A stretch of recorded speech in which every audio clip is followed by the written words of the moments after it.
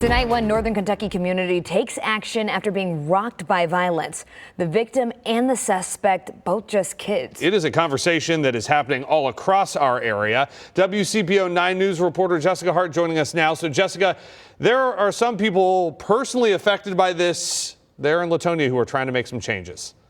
Yeah, one of those people is Dan Francis. He's a pastor at Latonia Baptist Church. He's one of many people who want to be a part of a solution, but the most recent teen shooting in Latonia has brought up some old memories. He was the nicest. A double shooting in Latonia that killed 14-year-old Amani Smith 2 weeks ago reminded Dan Francis of his own trauma when someone pointed a gun at him and his older brother, David.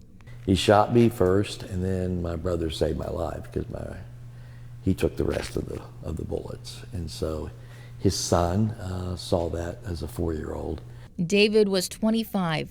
It happened at 40th Street and DeCourcy Avenue in the 70s, one street over from where Smith was killed. It was an awful, awful, awful experience. Decades later, Dan is helping Smith's older brother process the same type of loss.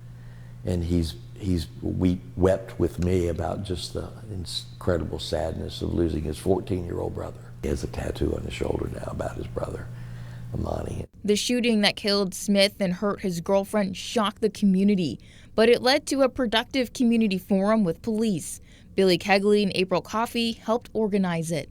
The Latonia area, as far as the city of Covington overall, is actually one of the lowest crime areas for the city of Covington, and that was one of the conversations that was expressed by the police officers. Coffey says police told them the recent shootings have been isolated.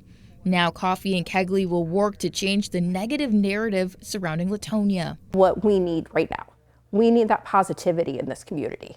We need to bring communities back together, people back together. And they want to hear from kids and teenagers. I think a lot of times we try to project and fix things, but we also need to hear them in the same time frame and see how we can improve.